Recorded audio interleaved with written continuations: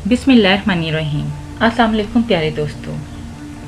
खाना काबा की तारीख़। जब हज़रत आदम अलैहिस्सलाम को जन्नत से ज़मीन पर उतारा गया तो हज़रत आदम अलैहिस्सलाम ने रब ताला की हज़ूर ये अर्ज़ किया कि या अल्लाह, मैं या ना तो मलाइका की तस्बीह और तकबीर सुन सकता हूँ और ना कोई इबादत गाह देख सकता हूँ। जैसा कि आसमान में बैतुल मामूर देखता था जिसके इर्द गिर्द मलाइका तवाफ़ करते थे,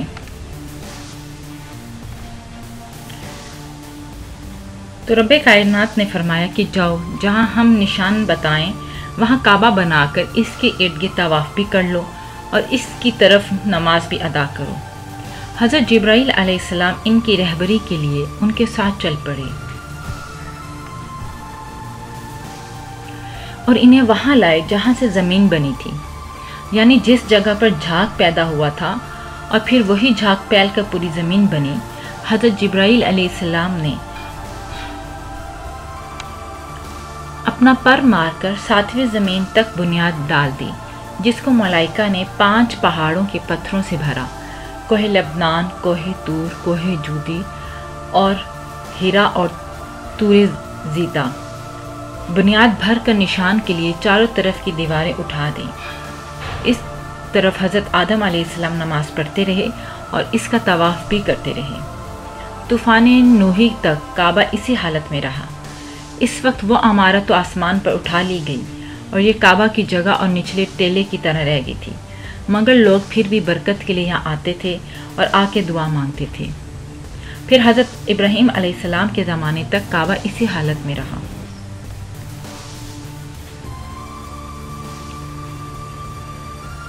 जब हज़रत इस्माईल अलैहिस्सलाम और हज़रत बीबी हाजरा इस मैदान में आके ठहरे और इसकी वजह से यहाँ कुछ आबादी हो गई, तब हज़रत हाजरा के इंतकाल के बाद हज़रत इब्राहीम अलैहिस्सलाम को हुक्म हुआ कि हज़रत इस्माईल अलैहिस्सलाम को साथ लेकर यहाँ इमारत काबा बनाएं।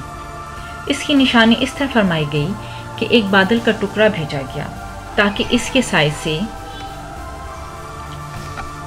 काबा की हद मुकर्रर कर ली जाए। हज़रत जिब्राईल अलैहिस्सलाम ने इस साए की मिक़दार के नीचे ख़त खींचा और हज़रत इब्राहीम अलैहिस्सलाम ने इस ख़त पर ज़मीन यहाँ तक खोद दी कि बुनियाद आदम नमूदार हो गई और इस बुनियाद पर इमारत बनाई गई। इस वक्त काबा की शक्ल मुस्ततील की शक्ल का था। हज़रत इब्राहीम अलैहिस्सलाम ने खाना काबा के अंदर एक तगार सा बना दिया था कि काबा के लिए जो कुछ तोहफे या नज़र लेके आया करेंगे लोग इसमें रखे जाएंगे। इसके उस टाइम 2 दरवाजे थे, एक दाखिल होने का, दूसरा निकलने का, और काबा बनाने वाले खलील थे और इनको गारा और पत्थर उठाकर देने वाले हज़रत इस्माईल अलैहिस्सलाम। और इस इमारत में 3 पहाड़ों के पत्थर लगाए गए। हज़रत इब्राहीम अलैहिस्सलाम से पहले किसी ने यहाँ इमारत ना बनाई थी, मगर आपके बाद कई दफ़ा इसकी तामीर व मरम्मत होती रही और इसमें हालात की वजह से कुछ तब्दीलियां भी हुई। मसलन इसकी ऊंचाई दुगनी हो गई, दरवाज़ा 2 के बजाय 1 हो गया और इसका रकबा भी कम कर दिया गया, लेकिन बाद में फिर इसे पुराने रकबे पर ही तामीर किया गया। प्यारे दोस्तों, इस इमारत की साख्त क्या है? इमारत की साख्त, प्यारे दोस्तों, खाना काबा के अंदर 3 सतून और 2 छतें हैं। बाबे काबा के मतवाजी एक और दरवाज़ा था। दीवार में इसका निशान नज़र आता है। यह नबी करीम सल्लल्लाहु अलैहि वसल्लम नमाज अदा किया करते थे। काबा के अंदर रुकन इराकी के पास बाबे तोबा है, जो अलमुनियम की 50 सीढ़ियाँ हैं जो काबा की छत तक जाती हैं। छत पे 1.25 मीटर का शीशे का एक हिस्सा है जो कुदरती रोशनी अंदर पहुँचाता है। काबा के अंदर संगे मरमर के पत्थरों से तामीर हुई भी है और कीमती पर्दे लटके हुए हैं, जबकि कदीम हदायात पर मबनी एक संदूक भी रखा हुआ है। काबा की मौजूदा इमारत की आखिरी बार 1996 में तामीर की गई थी और इसकी बुनियाद को नए सिरे से भरा गया था। काबा की सतह मताफ से तकरीबन 2 मीटर बुलंद है, जबकि ये इमारत 14 मीटर ऊंची है।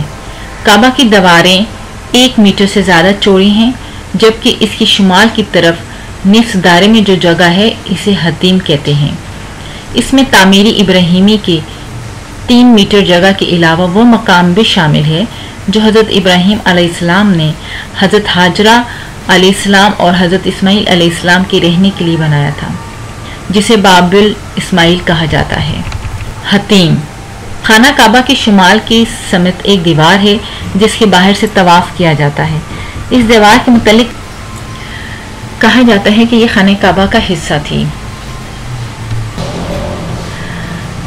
مقام ابراہیمی خانہ کعبہ سے تقریباً 13.25 میٹر مشرق کی جانب مقام ابراہیم قائم ہے۔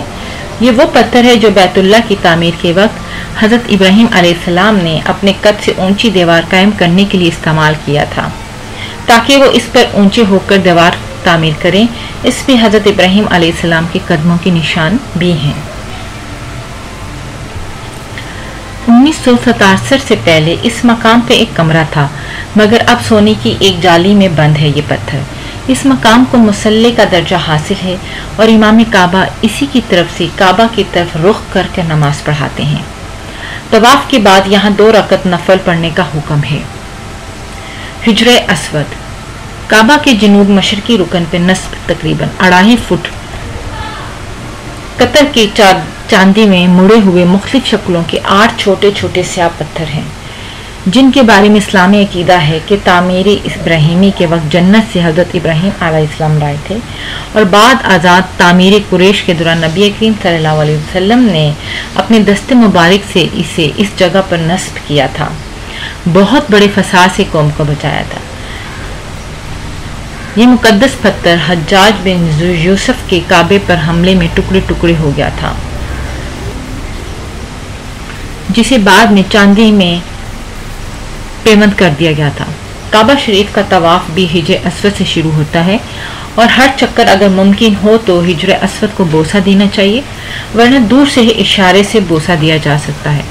حج کے دنوں میں ہر کسی کو اس مقدس پتھر کو بوسہ دینا ممکن نہیں ہوتا۔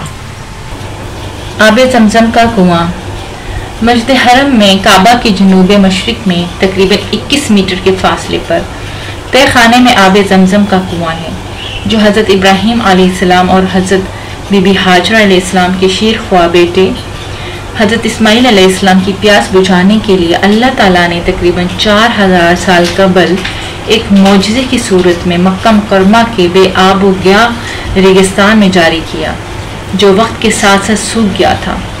نبی کریم صلی اللہ علیہ وآلہ وسلم کے دادا حضرت عبد المطلب نے اشارہ خداوندی سے دوبارہ کھدائی کروایا، جو آج تک جاری و ساری ہے۔ آب زمزم کا سب سے بڑا دہانہ حجر اسود کے پاس ہے، جبکہ اذان کی جگہ کے علاوہ صفا مروہ کے مختلف مقامات سے بھی نکلتا ہے۔ 1953 تک تمام کنووں سے پانی ڈول کے ذریعے نکالا جاتا تھا، مگر اب مسجد حرم کے اندر اور باہر مختلف مقامات پر آب زمزم کی سبیلیں لگا دی گئی ہیں۔ آب زمزم کا پانی مسجد نبوی میں بھی ملتا ہے اور حجاج اکرام یہ پانی دنیا بھر میں اپنے ساتھ لے کر جاتے ہیں۔ پیارے دوستو، یہ تو تھی ہماری آج کی ویڈیو۔ امید کرتی ہوں آپ کو پسند آئی ہوگی۔ پلیز اپنی قیمتی رائے ہمیں کمنٹس باکس میں ضرور دیجیے گا۔ ہماری اس ویڈیو کو لائک کریں تاکہ ہماری حوصلہ افزائی ہو، ہمارے چینل کو سبسکرائب کریں اور ساتھ میں بیل آئیکن کے بٹن کو ضرور کلک کریں تاکہ ٹرینڈ کلک اسٹوڈیو کی طرف سے آنے والی ہر ویڈیو کی گھنٹی آپ کے پاس ضرور بجے۔ تو دوستو، ہماری اگلی ویڈیو آنے تک اب اپنا اور سب کا خیال رکھیں، خوش رہیں اور خوش رکھیں۔ اللہ حافظ۔